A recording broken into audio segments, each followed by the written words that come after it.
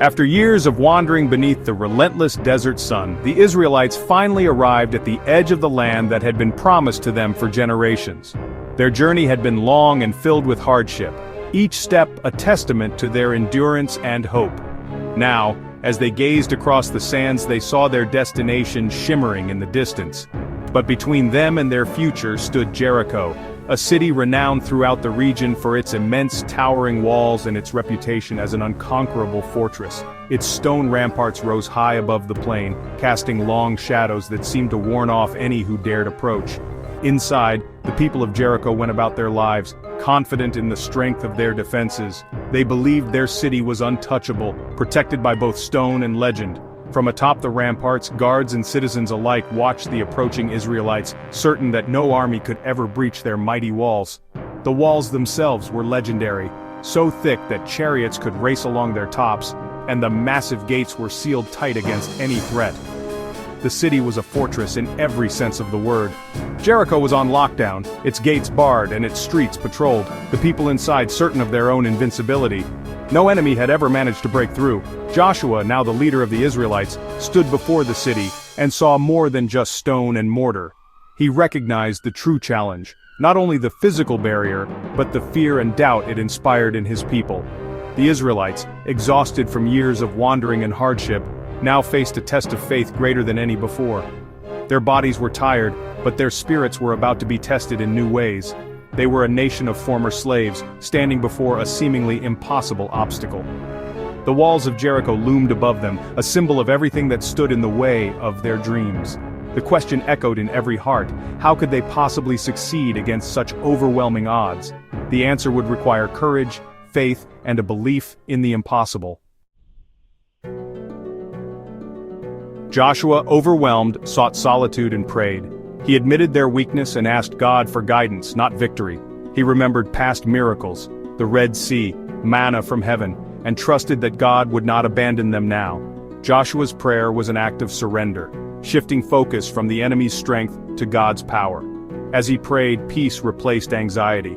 He didn't know the answer, but he was ready to obey, no matter how strange the command. Joshua's leadership was defined by humility and faith. Now he waited for a sign.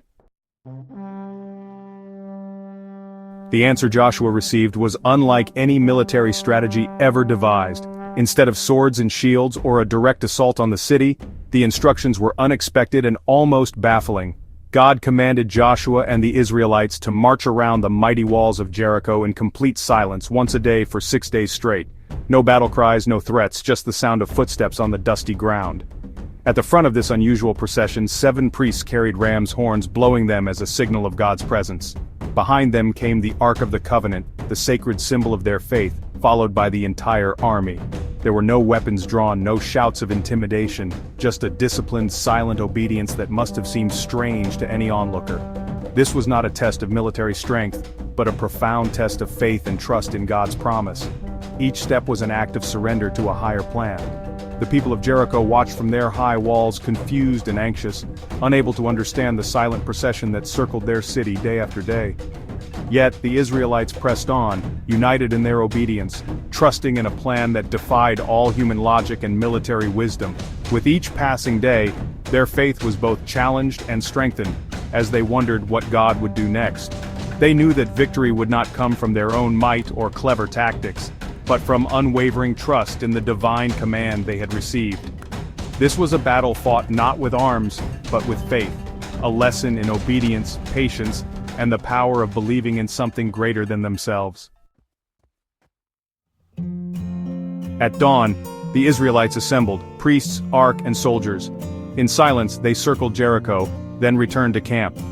The city's defenders watched, confused and tense. For 6 days, the ritual repeated. Silent marching, no attack. The walls stood unchanged, doubts crept in, but the Israelites persisted. The psychological pressure mounted on both sides. For Jericho, the silence was unnerving. For Israel, it was a test of obedience. Under Joshua's leadership, they held fast to their orders. Their faith was being forged for what was to come. On the 7th day, everything changed. The air was thick with anticipation as the first rays of sunlight touched the ancient stones. For 6 days, the Israelites had circled the city in silence, their footsteps echoing against the massive walls of Jericho. But today was different. The Israelites marched around Jericho 7 times, each lap a test of faith and endurance.